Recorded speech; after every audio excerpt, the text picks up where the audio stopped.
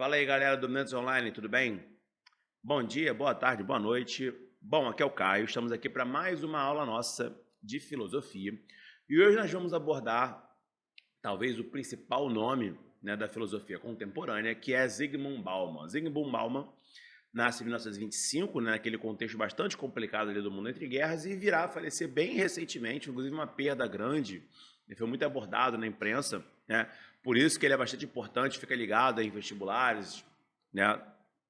Nem demais vestibulares, redações, que ele pode ser cobrado porque ele é uma figura ainda muito presente, né, nas nossas discussões, né? Vindo a falecer em 2017. Bom, galera, o Zygmunt Bauman, aqui está a figura dele aqui para vocês, né? Aquele arquetípico, né? Bem claro do intelectual, né?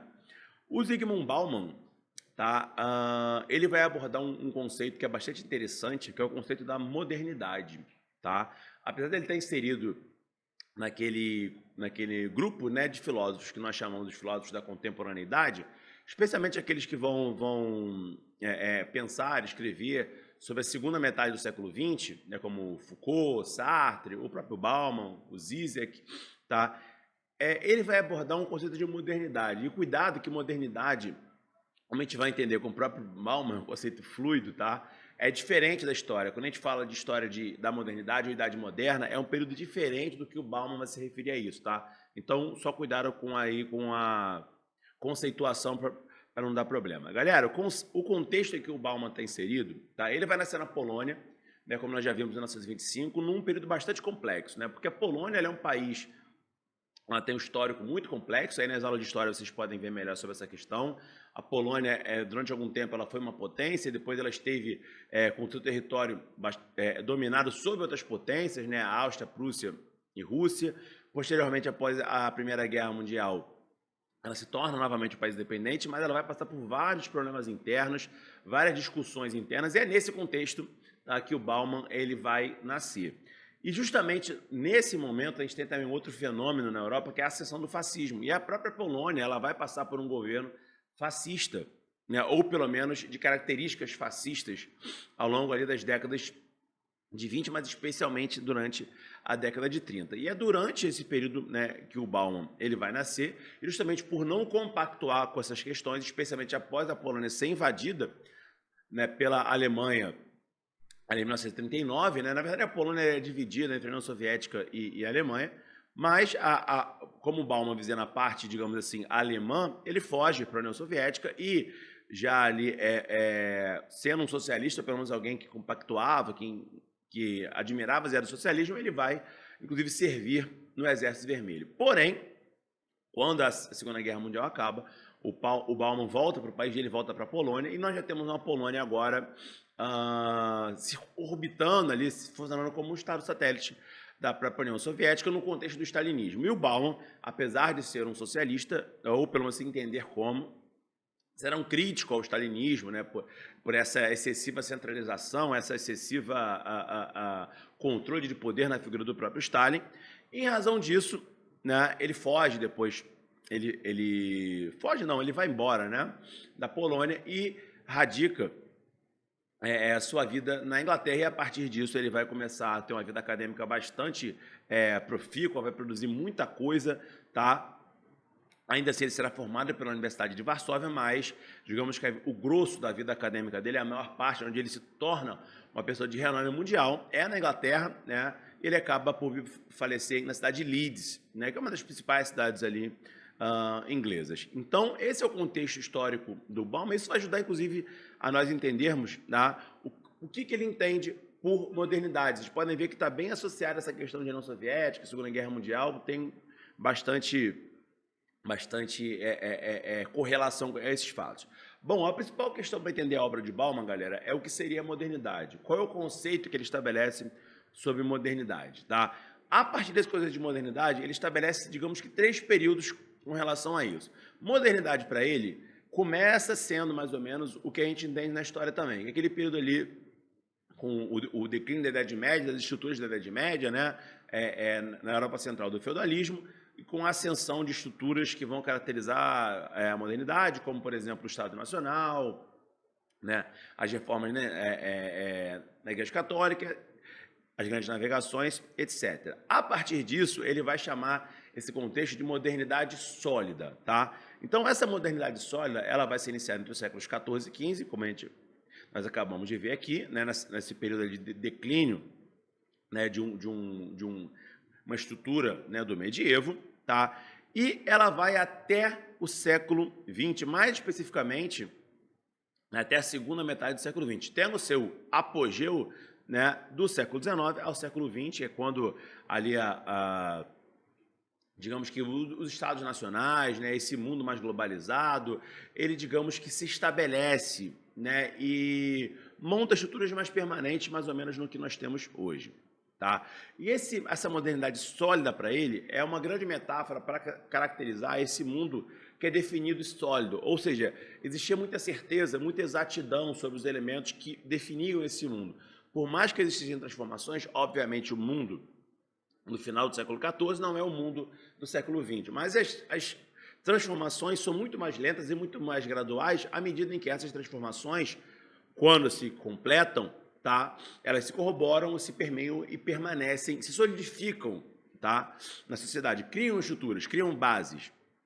Então, por exemplo, o absolutismo, que é uma característica desse período inicial da modernidade sólida, obviamente foi uma transformação em relação a esse mundo medieval, descentralizado, se torna depois algo mais sólido, algo inquestionável, algo que você sabe muito bem qual é o papel do rei e o que torna ele absoluto. O próprio Estado Nacional, que é uma estrutura que nasce nesse momento, por mais que haja discussões sobre o Egito, Roma, tá, e Grécia, mas não é a nossa ideia aqui. Vamos entender o Estado Nacional como Estado Nacional europeu, tá?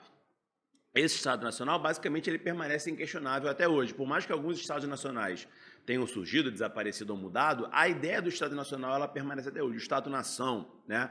O próprio iluminismo, com a ideia de razão, vai ainda acentuar ainda mais esse saber racional, né? O próprio positivismo que permeia o século XIX e ainda algumas estruturas até hoje, por exemplo, era algo muito definitivo de se encontrar uma razão, uma solução para tudo. A família era uma família muito definida, né? Uma família montada em cima do patriarcado, né? Com uma moral e ética muito bem estabelecida. Você sabia o papel do homem, o papel da mulher, o papel dos filhos. A própria religião também era algo muito mais definitivo, não havia questionamento sobre qual era a minha religião, o que eu posso fazer, por mais que, obviamente, vocês possam pensar. Mas e a reforma? A própria reforma, né, quando ela muda a igreja católica, ela cria outras religiões que também vão ser definitivas, como o luteranismo, contra o calvinismo, contra o anglicanismo, o puritanismo, etc. Então, as estruturas e o papel, especialmente, dessas instituições na sociedade era muito definitivo. Todos sabiam o papel do Estado, todos sabiam o papel do rei e do poder absoluto dele, todos sabiam o papel da razão, o papel da família e o papel da religião. Era algo muito definitivo. E as estruturas capitalistas, tá, que vão se estabelecer mais ou menos junto com esse período, por mais que alguns aleguem que o mercantilismo não foi um capitalismo, alguns falam que foi um capitalismo primitivo, um capitalismo primário, enfim, não é essa a nossa discussão aqui, mas ainda assim essas estruturas elas vão ser definidas através de certezas. Tá? Então havia uma certeza muito grande de como eram as relações, do papel de cada um nessas relações. Tá? E isso vai começar a mudar, especialmente a partir da segunda metade do século XX, aquilo que o Bauman vai chamar de transição. Então nós temos agora um outro período, tá? Saindo ali da modernidade sólida, dessas certezas, para uma transição na qual novos papéis, novos atores sociais vão passar a questionar essa solidez, essa certeza das instituições até então existentes. Tá? E essa transição ela acontece na segunda metade do século XX. Tá? Especialmente pelo declínio e pela queda da União Soviética. Lembra que eu falei com vocês que tinha relação, né, desse contexto que o Obama está inserido? Tá? E o fim desse mundo bipolar. Ou seja, até a Guerra Fria, né, você tinha uma certeza de um lado o socialismo soviético e os países que o rodeavam. Do outro, né, o capitalismo estadunidense e os países que o rodeavam. Por mais que, obviamente, essa divisão ela tenha mil e uma divergências, vários questionamentos e tal, não é esse o nosso ponto aqui. O ponto é que, a princípio, existiam ali dois lados e por mais que a coisa não fosse exatamente assim, todo mundo meio que sabia o que era um lado, o que era um outro, o que um lado desejava, o que o outro desejava, e as estruturas que se desenvolviam a partir disso. Só que a partir do declínio da União Soviética. E aqui eu vou pegar dois elementos, que é a queda do Muro de Berlim em 1989 e o próprio fim e fragmentação da União Soviética em 1991 e o fim, de fato, desse mundo bipolar. Tá? Isso vai criar uma nova situação, que é a ideia de uma economia, de um mundo de fato globalizado. Por mais que essa globalização já pudesse ser entendida, talvez desde as grandes navegações, em que, centralizado na Europa, né, o mundo funcionava como uma espécie de periferia da Europa, né, existe essa visão, tá, que ela é acentuada com o imperialismo, com o neocolonialismo do século XIX, tá, e é acentuada ainda mais, né, com a própria Guerra Fria, na qual as redes geopolíticas do mundo elas são mais conectadas ainda. Nós temos, por exemplo, Cuba e União Soviética ligadas, ou Austrália e Estados Unidos, que são países que ficam bastante distantes uns dos outros, tá? Agora é uma economia de fato globalizada. E por que essa economia e esse mundo estão de fato globalizados? Porque as redes que vão ligar, eles não são mais redes exatamente de poder do Estado, de um Estado para com outro, ou de alguma instituição, de alguma força ligada ao Estado para com outro.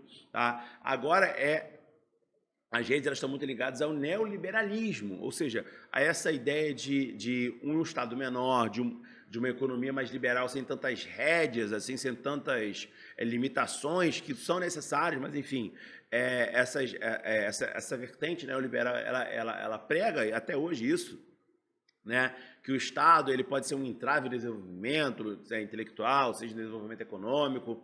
Tá? Então, o Estado, digamos assim, que aquela estrutura criada lá com a modernidade sólida, ele perde o protagonismo. Ele perde o protagonismo para as empresas multinacionais e transnacionais, que muitas vezes vão ocupar esse papel, tá? Como, por exemplo, a Coca-Cola, como, por exemplo, a Apple, como, por exemplo, a Microsoft, a IBM e várias outras empresas, né, de caráter transnacional, de caráter multinacional, ou seja, empresas que têm uma sede em determinado país, geralmente os países centrais, Europa Ocidental, Japão ou Estados Unidos, né, mas que tem entre suas redes, suas filiais ao redor do mundo, né, e assim vão criar redes de poder que muitas das vezes têm um lucro até maior, né, do que certos PIBs de muitos países e tem muita influência dentro desses países. Né, são inúmeros os casos aí de escândalos e notícias sobre influências, muitas vezes negativas, dessas empresas sobre alguns Estados-nações. Né? Então, nós temos essa dinâmica das empresas multinacionais e transnacionais, empresas globais de fato, por exemplo, com muito mais abrangência do que determinados atores geopolíticos. E elas, de fato, vão se tornar atores geopolíticos. Além disso, a própria internet, tá, ela vai se popularizar no final da década de 90, especialmente no início dos anos 2000, e com isso a informação que até então era, né, monopólio do Estado ou de alguns grupos, né, muito pequenos, ela se torna mais fluida. Então, nós vamos ter agora pessoas se informando por redes sociais. As redes sociais talvez sejam a consequência maior da população na internet. Então, nós temos notícias chegando via WhatsApp, via Facebook, via Instagram, via Twitter. Tá? Então, a informação ela deixou de ser um monopólio, por mais que isso traga uma série de problemáticas, a gente vai ver isso daqui a pouquinho, mas a informação ela deixou de ser um monopólio do Estado e dos meios de comunicação tradicionais, né? Aquelas grandes impérios de comunicação. Pegando aqui o exemplo do Brasil, né? Da Editora Abril, do Grupo Globo, da Folha de São Paulo e assim por diante. Ou seja, a comunicação ela se espalhou muito mais, ela se popularizou. Tá? E aqui eu não estou fazendo um juízo de valor se isso é bom ou se é ruim, é simplesmente um fato. A internet ela proporcionou a mais pessoas acesso à informação. A qualidade dessa informação, aí é outra questão. Bom, e a partir dessa transição, especialmente na década de 90 e início dos anos 2000, nós vamos ter a chamada modernidade líquida ou pós-modernidade. Lembrando que essa é uma visão do Bauman, tá? Tem outros autores, como Foucault, por exemplo, que enxergam a pós-modernidade ainda no período anterior. Então, é uma visão particular do Bauman. Beleza? Então, o Bauman vai dizer que esse mundo globalizado, ele se torna líquido, ele se torna fluido. Então, isso é uma grande metáfora para a falta de certeza, para a falta de retidão que existia nesse mundo até então. Esse mundo ele é bem definido, ele é bem incerto, porque você não sabe muito bem o papel do Estado, você não sabe muito bem o papel que essas empresas têm na sua vida. Até hoje, essa é uma discussão muito, muito presente, né, sobre a questão dos dados. Né? Recentemente ocorreu um vazamento bastante grande no Brasil de dados pessoais das pessoas. Então, o que são os seus dados, quem te protege, qual a segurança que você tem. Há muita incerteza e há muita indefinição em vários aspectos.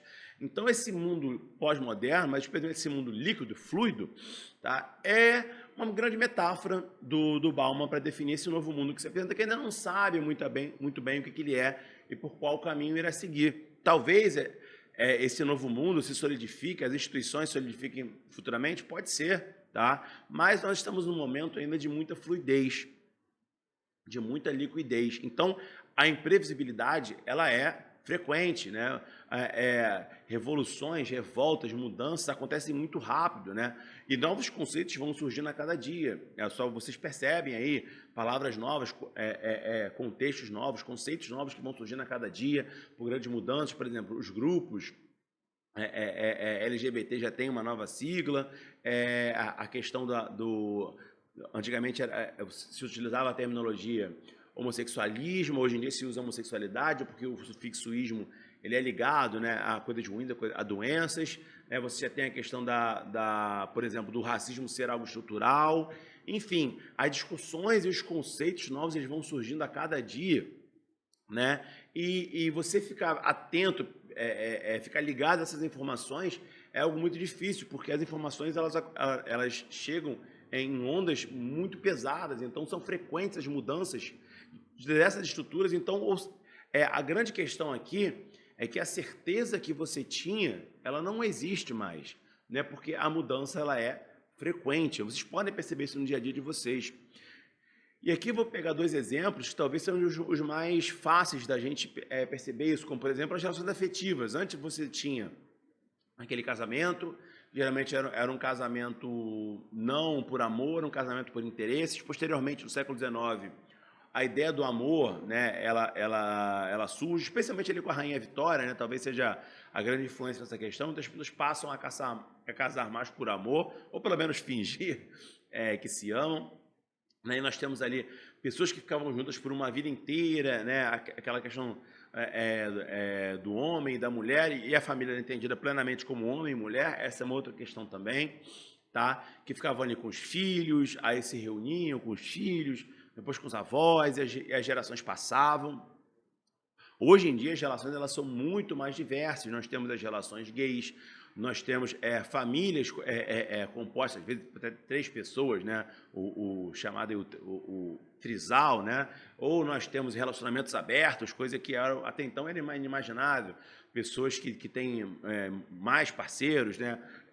Casamentos que terminam muito rápido também. Às vezes o casamento durou um mês, uma coisa que era impensável, era uma vergonha antigamente. Hoje em dia é algo normal, né? Hoje em dia é até difícil, pelo contrário, um casamento durar muito tempo, né? A lógica meio que se inverteu. Então, essas relações afetivas tradicionais, aquela ideia do sexo somente pós-casamento, hoje em dia é visto até como meio como algo anacrônico, né? Algo ancestral, inclusive. É algo até de Cristo em certas situações.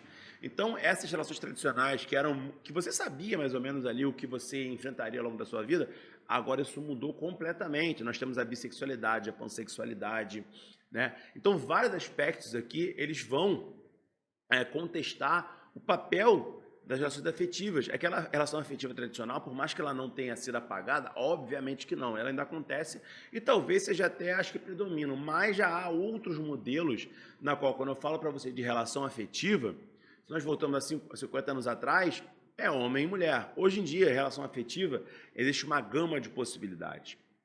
Assim como o próprio questão do patriarcado, aquela questão do homem como o centro da sociedade, e especialmente, vamos falar aqui de Brasil, né? O homem branco, isso não ocorre mais, isso é questionado o tempo todo. Você ter na sua empresa, no seu trabalho, no seu meio, no seu filme, na sua novela, pessoas brancas e homens brancos no papel de destaque, hoje em dia pega mal, né? Hoje em dia é algo que deve ser evitado, tá? Porque hoje em dia há muito mais pluralidade, ou seja, as pessoas gays têm de ser representadas, as pessoas negras têm de ser representadas, as mulheres têm de ter um papel de destaque, um papel de igualdade, né, em relação aos homens, tá? as mulheres negras, as mulheres gays, os homens negros, os homens gays, os homens brancos gays, tá? Então, essa pluralidade, ela tende a existir, ela deve ser porque ela reforça nada mais do que como a sociedade ela é. A sociedade brasileira, aqui puxando o nosso caso, tá? Muito especificamente, ela não é formada por homens brancos, né? Senão ela nem existiria, biologicamente falando, ela é inimaginável. Mas, por mais que ela nunca fosse, esse era o espelho das relações de poder. Hoje em dia, isso não pode ser mais aceito, isso não é mais tolerado, tá? Isso tem que ser combatido. Daí, o patriarcado, essa estrutura montada em torno da centralidade do homem branco, ela é questionada, tá? E ela ela sofre uma contrariedade muito grande, tá? Só que todo esse mundo que ele será questionado, ele será debatido, né? Essas mudanças, né, que acontecem muito rapidamente, tá? Elas vão trazer, por outro lado, né, um predomínio da individualidade muito grande. Antigamente, esse próprio exemplo da família talvez seja o mais fácil de analisar, né? As reuniões familiares elas eram muito mais constantes. Daí algumas pessoas saudosistas falaram que a família tradicional acabou, que as relações estão acabando, que as famílias estão entrando em crise. Não é exatamente que as famílias estão entrando em crise ou que a família tradicional acabou, ela só está mudando, tá? Isso está muito mais ligado às suas redes de afeto, sejam elas quais forem, do que necessariamente um modelo de família, né? Se você tiver uma boa relação com seus pais, provavelmente você vai encontrá-los em muitas ocasiões, seus avós é a mesma coisa, tá? Não é essa a questão aqui. Só que, por outro lado, a individualidade ela ganha um papel central nessa sociedade. Essa ideia do sucesso, a ideia do vencer na vida, entre aspas, ela trouxe uma individualidade muito grande. Então, o mundo hoje em dia, por mais que ele esteja conectado, ele é individual. Então, isso é um grande paradoxo do nosso tempo, né? Nós estamos conectados, nós às vezes temos na nossa rede social sei lá quantas mil pessoas, sei lá quantos milhões de seguidores. Muitas pessoas têm, por exemplo, mais seguidores nas redes sociais do que alguns países têm de população, que é bizarro, né? Pegar um exemplo aqui de um jogador de futebol famoso, o Cristiano Ronaldo, tem 100 milhões de seguidores. Tá? É a população do Vietnã toda, metade da população do Brasil, o dobro da população da Argentina. Então é algo bizarro, né? Agora, ele conhece essas pessoas? Obviamente que não. Então, por exemplo, ele pode ser, aqui é uma mera especulação, tá, gente? Uma pessoa bastante solitária, por exemplo, mas ter 100 milhões de pessoas que o seguem de alguma forma. Então, é uma grande contrariedade, é um grande paradoxo do nosso tempo, né, que ele vem com essa questão dessa liquidez, dessa não solidez, dessa constante mutação do tempo presente. E falando em tempo presente, outra questão também é o próprio tempo, ou seja, a ideia de passado e a ideia de futuro, elas foram muito esvaziadas, né? Se tem muito a ideia de se viver o presente, se viver eternamente o presente, se viver o tempo em que estamos, né? Ao passo de que a ideia de futuro ela está muito mais conectada com o presente, ou seja, não há um planejamento a longo prazo, não há uma ideia de futuro, é sempre o presente, o predomínio do presente, digamos que é a ditadura do presente. Enquanto o passado ele é sempre visto de forma negativa, como algo ancestral, como algo muito arcaico, como algo primitivo, né? Então há um predomínio talvez até exacerbado em relação ao tempo presente, ao momento, tá? E não há essa ligação com o passado, muito menos essa correlação com o presente.